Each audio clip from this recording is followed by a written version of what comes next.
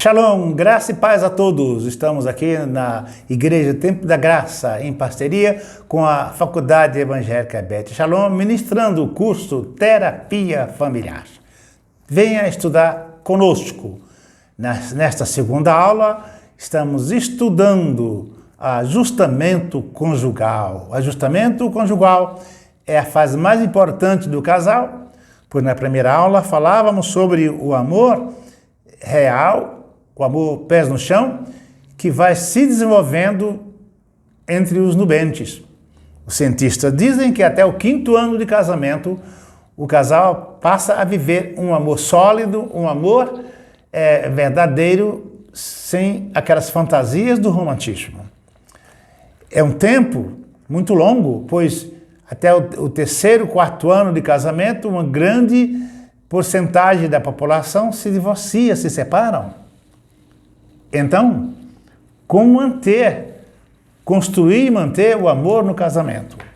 Essa resposta é que, através do ajustamento, o ajustamento conjugal é que o homem vai se ajustando à forma da mulher ser e a mulher vai se ajustando à forma do homem ser. É que diz respeito à forma da cultura dela. O marido espera que a mulher passe roupa como a mãe dele passava. A mulher espera que o marido seja pontual como o pai dela. Só que eles precisam conversar sobre essa forma da cultura do outro. A forma de temperar a comida, a melhor forma para ele é a forma da mãe dele. Elas precisam conversar sobre isso, para que cheguem a um ponto que seja bom para os dois. Passar roupa, ela vai passar roupa até uma forma que ele vai se agradar. Chega um momento que a melhor forma de passar roupa é a forma da mulher dele. A forma de cozinhar, ele vai se habituando tanto à forma dela cozinhar, que com o passar do tempo, a melhor forma de tempero é o tempero da esposa dele. Mas precisamos, para entender o ajustamento conjugal, as diferenças gerais entre mulher e homem. Ele é mais racional, já falei isso um pouco, né? Vamos falar isso de forma mais geral, mais ampla. Ele é mais racional, ela é mais intuitiva, ele é mais lógico, ela é mais afetiva e sentimental. Ele vê mais o geral e ela vê os detalhes. Já falei sobre isso. Ele é mais confiante, ela é mais dependente. Ele é mais forte e rústico, e ela é mais fraca e delicada. Escritura de Pedro, capítulo 1 Pedro 3, 7. O apóstolo fala para viver a vida do lar com inteligência, sabendo que a mulher é parte mais frágil. E mais frágil não é quanto à fé, quanto à sabedoria e quanto à capacidade de administrar. Anatomicamente, a mulher tem cerca de 30% de massa óssea e muscular inferior em relação ao homem. Nesse sentido, ele é mais forte, ela é mais fraca. Ele é mais racional, mais confiante, ela é mais dependente. E é nessa assistência que o homem dá à mulher que ela se sente confiante na forma de que o marido governa o lar, como provedor, como governo do lar, protetor da esposa e dos filhos. Isso vai gerar a confiança e a afabilidade nela. Ele é mais forte e rústico, como diz primeira aula, ele é mais racional, mais áspero e fala muitas coisas com pouca palavra, diz muito falando pouco e ela diz pouco falando muito. Se ela precisa de 7 até 14 palavras para expressar um sentimento, um pensamento, isso mostra porque ela é mais prática, mais sentimental, mais dependente. O ajustamento conjugal é a parte mais importante do casamento e é a forma ou é a fase mais difícil, mais importante, mais difícil, porque é sempre subestimado pelos casais. As pessoas acham que passaram num preparo, cursinho, pré-namoro, e já sabe tudo sobre o casamento. Mas o casamento como ajustamento, é perca, porque eles vão perder a ideia de singularidade. Agora ela vai dizer, o meu dinheiro. Ela vai mudar, falar do meu dinheiro para o nosso dinheiro, o meu tempo para o nosso tempo, o meu Deus para o nosso Deus, o meu carro para o nosso carro. Então, essa ideia de unir, tratar as coisas na forma plural, mostra que o casal já entendeu que aqui nada é totalmente de ninguém. Tudo é nosso. É dele e dela e é dos filhos que virão. E essa maneira de compartilhar, comunicar e compartilhar os bens do casal é o primeiro momento de ajustamento do casal. O meu tempo é o nosso tempo, meus amigos são nossos amigos e meus confidentes são nossos confidentes.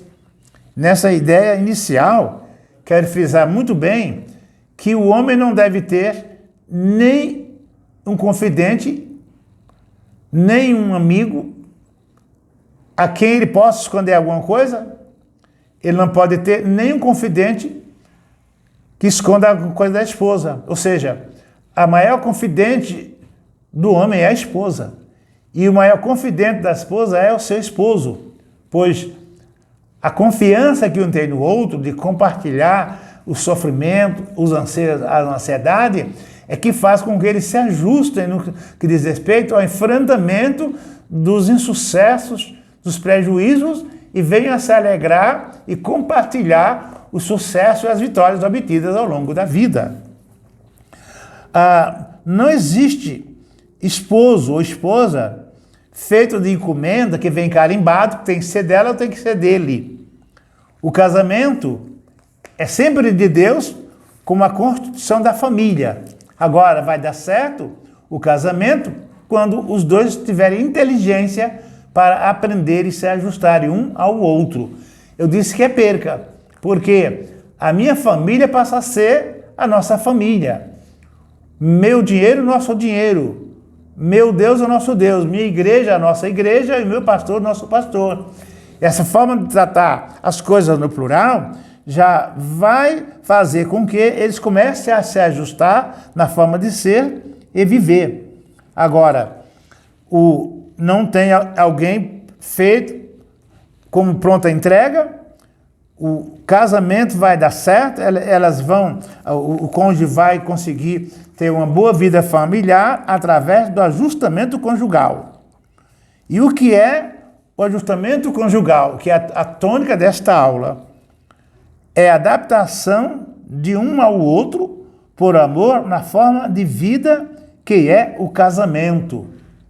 Na forma de vida que é casamento, que é entrelaçamento. Então, complementando, o eu passa a ser nós, meus passa a ser os nossos, meu costume, nossos costumes, etc. Nessa forma de ajustamento que vai ter o primeiro embasamento do ajustamento conjugal. A segunda área é a compreensão um do outro. Compreensão é o conhecimento um do outro, de falhas, defeitos, virtudes, história pregressa, enquanto cada um procura melhorar por amor para fazer o outro mais feliz. Eu disse no início da primeira aula que o ser humano só se realiza na ideia, no partilhamento de ser e pertencer. E que 76% das pessoas apostam a felicidade no casamento. Isso está de acordo com as escrituras, porque do ponto de vista de Deus, não é bom que o homem esteja só, que a mulher esteja só. Por isso, quando um parte para os céus, o outro sofre muito, se agasta muito, porque é a ruptura de uma vida a dois, que está alicerçada no amor, na compreensão, na doação um ao outro, formando uma cultura, uma forma de ser, de viver. E quando há ruptura por conta da morte ou de divórcio, ambos sofrem muito. A área do ajustamento conjugal tem cinco estruturas, ou 5 níveis. O primeiro nível é na área amorosa. Os dois deve desenvolver a capacidade de se amarem cada vez mais. E como é que a pessoa ama mais ao cônjuge?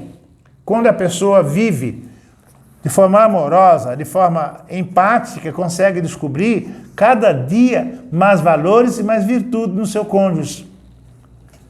Sempre o amor encobre multidão de pecados e valoriza muito uma virtude que possa descobrir. Por isso é possível ter esse ajustamento conjugal na área amorosa, desenvolvendo cada vez mais a capacidade. E o homem que pouco verbaliza os seus sentimentos, ele pode melhorar o relacionamento da família, passando a ter coragem de falar para a esposa. Parece que é uma coisa tão simples, dizer eu te amo, obrigado, você está mais linda, está mais bonita, etc. E todos os elogios para a esposa faz com que ela se sinta bem, porque a mulher solteira que não namora, ela vai se arrumar, se perfumar, vai se vestir bem para o próximo namorado. A mulher que é noiva, ela vai se vestir para agradar o noivo. E em tese, a mulher casada vai se vestir para agradar o marido. Mas pouco o marido se importa com a forma como a mulher se veste. É muito interessante que o marido goste de ver a esposa bem vestida, a esposa feliz, pois uma esposa feliz é o reflexo da forma amorosa como ela é tratada pelo seu esposo. E uma mulher infeliz, essa infelicidade pode ser resultante de ter um marido áspero, um marido bruto, que não verbaliza, que não expressa, pelo menos as atitudes, o quanto tanto ela é importante para ele, o tanto quanto ele a ama. A segunda área, aqui nesse aspecto de ajustamento conjugal, é a área psicológica. O homem precisa ter mais conhecimento feminino e ela precisa ter mais conhecimento da psicologia masculina. E há bons livros, até livros evangélicos, e a estrutura psicológica da mulher é diferente da estrutura psicológica do homem. E é nessas diferenças que eles se completam. Há pouco tempo, no curso que estou fazendo, uma doutora de Direito Político dizia que só somos justos no que diz respeito à igualdade quando você trata os iguais como os iguais e os diferentes como diferentes. Se você tem na empresa um deficiente auditivo, tem um deficiente visual e tem entre eles 100 pessoas normais que não têm deficiência auditiva ou visual, você tratar todos iguais, você vai discriminar aqueles que têm deficiências visuais ou auditivas. Então você precisa tratar os que não têm nenhuma deficiência como iguais e tratar aqueles que têm alguma deficiência como alguém diferente, para dar a eles acessibilidade, dar a eles o devido respeito e dar a eles condições de se desenvolverem como pessoas e de que possam desenvolver e obter a cidadania plena. Quando a gente fala em igualdade de gênero, não vai existir igualdade de gênero, porque o gênero masculino é masculino e o gênero feminino é feminino. Agora, tratar o diferente como diferentes é que não gera preconceito. Não discriminar porque ser inferior ou superior, porque todos temos potencialidade, todos temos virtude dentro da nossa compleição psicológica, anatômica e social. Então, aqui temos ainda outra área de ajustamento conjugal, que são 5 níveis gerais. O nível da habilidade amorosa, os dois devem desenvolver capacidade de se amarem mais, a área psicológica, mais conhecimento de psicologia feminina para ele e masculina para ela. A área da maturidade, eles devem chegar a um nível de equilíbrio psicológico, de equilíbrio emocional, que consigam resolver suas diferenças, suas queixas, divergências, sem ofensa e sem agressividade. E é isso que está gerando mais famílias disfuncionais, pois as pessoas não conseguem conversar.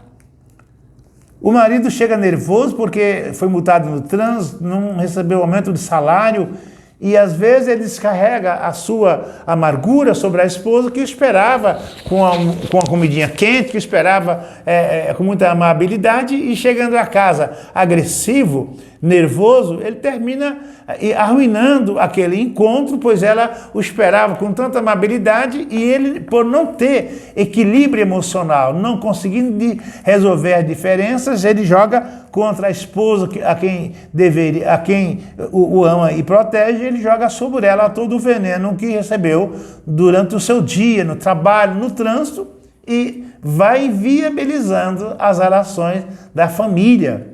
E este marido, este casal, precisa de verdade fazer uma terapia familiar. Então, maturidade para o casal é a capacidade de resolver divergências. Todo casal tem que discutir pontos de vista e ver a melhor maneira de fazer as coisas, a melhor maneira de trocar os móveis, a melhor maneira de educar os filhos, a melhor maneira de comprar casa, fazer o empréstimo. Tem que conversar assim.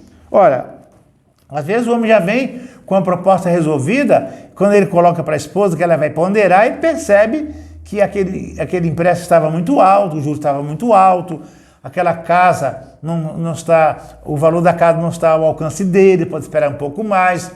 E é dessa comunicação que vem o ajustamento nas relações da família. Isso se chama maturidade.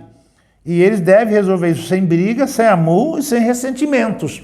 Mas, na pandemia, aconteceu o contrário. Homens que nunca ficavam em casa, trabalhavam o tempo todo, e às vezes até vendiam as férias, agora foram trabalhar no regime de home office, e em casa eles começaram a ver coisa fora do lugar, o almoço não saía na hora que ele queria, e a mulher que também trabalha passou a ter dupla jornada de trabalho, e a forma de cobrar a esposa sem paciência, sem misericórdia, foi gerando atrito no casamento, e eles não tiveram maturidade para resolver essas desavenças sem briga, sem divergências e sem amuros. Na parte espiritual, ou nível espiritual, é muito interessante, pois aqui deve haver equilíbrio espiritual. Muitas pessoas que são místicas e espiritualizam tudo. Outros que são muito racionais, que materializam tudo. Tem que haver o equilíbrio, ponto do meio. Excessos, fanatismo na vida religiosa, falsas orientações, frieza emocional, incompatibilidade de gênio, tudo vai levar a um problema grave na área psicológica, na área amorosa e na área espiritual. Então precisamos buscar equilíbrio em termos espirituais, em termos religiosos, em termos emocionais, para que não surja a incompatibilidade de gênio.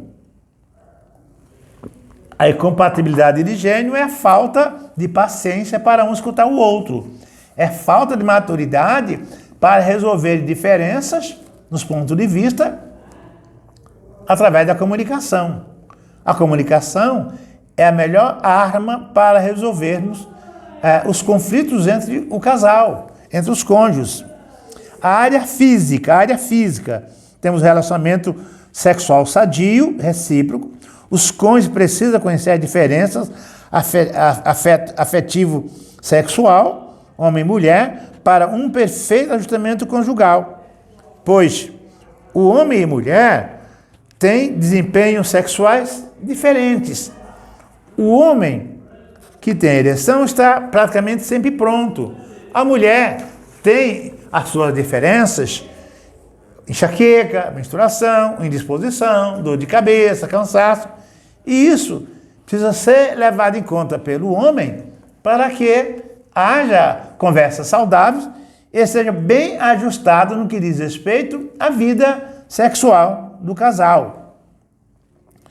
A fase da maturidade do casal, que chamamos de ninho vazio, quando os filhos crescem e já estão indo para a universidade, têm a vida própria, às vezes já alugam casa e vão morar sozinhos, Essa fase do ninho vazio gera muito conflito para o casal, pois o casal que viveu o tempo todo em função dos filhos, quando os filhos se casam e vão embora, eles passam a viver como dois estranhos na mesma casa, especialmente durante a aposentadoria, pois ele não costumava ficar em casa. Ela sempre cuidando dos outros. E agora, quando eles deveriam aproveitar melhor a vida, viver mais um para o outro, viajar um pouco, passear um pouco, pois já fizeram a missão divina de educar, de criar, casar os seus filhos, não. Eles passam a ter conflitos e muitas vezes chegam à separação na fase do ninho vazio. Agora, isso aqui ocorre após a aposentadoria, casamento dos filhos, mudança de emprego e a redução dos afazeres domésticos e o sentimento de inutilidade. Tudo vai gerar esse vazio psicológico, essa sensação de inutilidade que chamamos a fase do ninho vazio. Agentes que são altamente prejudiciais ao relacionamento afetivo do casal. Trabalho excessivo dele ou dela. O estresse excessivo, além de gerar um descontrole emocional, um não tem tempo para o outro. E o casal precisa ter tempo, fazer tempo para o outro.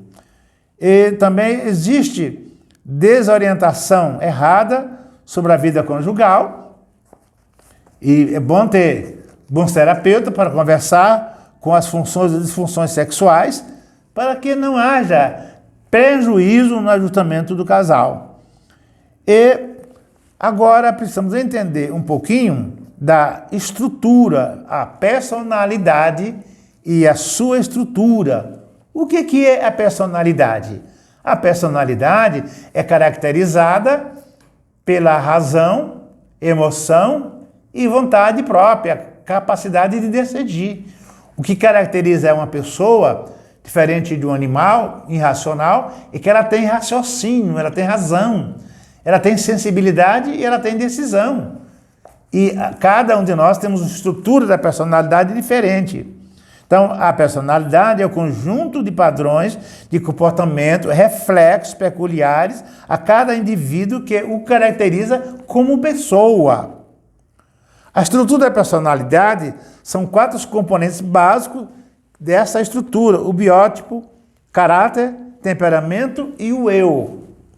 Esses 3 elementos são próprios de uma pessoa, ou seja, vão nos qualificar como uma pessoa. O biotipo é o aspecto físico da personalidade, a aceitação da sua forma de ser, do seu dono, que o faz ter uma autoimagem positiva, uma autoimagem boa. Baixa imagem faz com que a pessoa se inferiorize em relação à vida. E pessoa que se inferiorize tende a ser ciumenta, tende a ser tímida, a ser retraída, porque ela se inferioriza. Ela acha as pessoas muito mais sábias, muito mais capazes, muito mais competentes em relação àquilo que ela é. O caráter é o aspecto subjetivo da personalidade. O caráter é aquela parte mais profunda do eu. É a parte onde nós guardamos todos os valores subjetivos, e através deles nós nos projetamos para a família, para a comunidade e para a sociedade. E temos que haver uma perspectiva que corresponda à forma moral e ética e à conduta de cada indivíduo. É assim que ele é. Essa forma dele ser é o que caracteriza o caráter dele e o caráter dela. E pessoas que têm um bom caráter são pessoas que têm bons valores, que conseguem pautar a sua vida através de uma boa orientação, quase sempre herdada dos seus pais, e é por aí que a pessoa vai conseguindo agradar e ser agradado. Pois uma pessoa que tem um bom caráter, ela é fiel, pontual, ela é amável, é amorosa, é compreensiva, é paciente.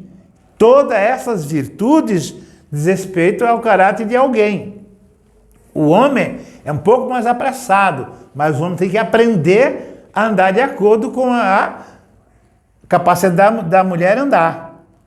A mulher anda menos do que o homem porque ela tem uma complexão, uma anatomia diferente da anatomia do homem. Então, o homem precisa aprender a andar à velocidade da mulher. O temperamento é o aspecto objetivo da personalidade. Ele tem a ver com as ações, reações e emoções do indivíduo em relação ao seu próximo. As reações e emoções do indivíduo em relação ao seu próximo. Essa coisa do temperamento é importantíssima para o bom ajustamento conjugal. Como eu disse, a paciência, a controle emocional diante de um acontecimento grave, esse controle que faz com que as pessoas não se tornem agressoras ou agredidas. Temperamento é herdado, é inato. Ele não pode ser mudado, mas pode ser controlado. Tem aquele livro do Tiralé, o livro Temperamento Controlado pelo Espírito Santo. Quem quiser se aprofundar, melhorar, verificar, estudar o seu temperamento, você pode controlar. A pessoa que é muito tímida, ela pode se curar da timidez e chegar ao equilíbrio.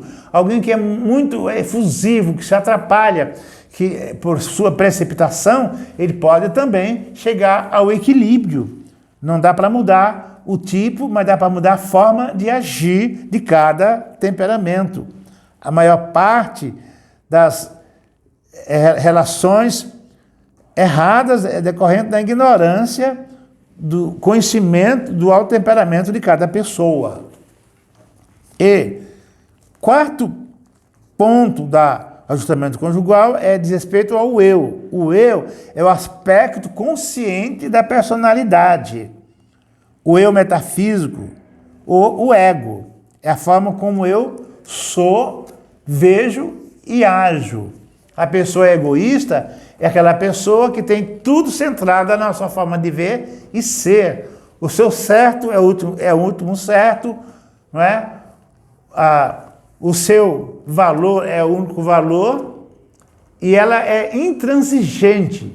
Uma pessoa que age assim, pessoa egoísta, não vai bem em nenhum tipo de relacionamento. Egoísmo é centrar a vida no próprio ego, no próprio eu. Nós precisamos substituir essa forma egoísta pela forma empática de avaliar a vida, não é? Egocêntrico e elocêntrico. Elocentricamente, avaliar as pessoas a partir delas e até nos avaliar a partir daquilo que as pessoas veem, acham e cobram de nós. Porque a gente vive em sociedade e vivemos dentro de normas de direitos e deveres e é muito normal a gente cobrar os nossos direitos. E nem sempre estamos aptos a saber e a reconhecer os nossos deveres. Cidadania só é legítima quando eu desenvolver a atitude, a habilidade de cumprir meus direitos, meus deveres para fazer valer os meus direitos.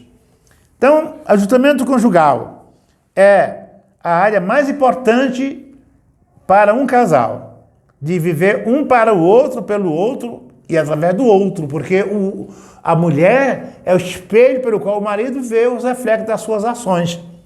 E a mulher e o homem é o espelho através do qual a mulher vê o reflexo das suas ações.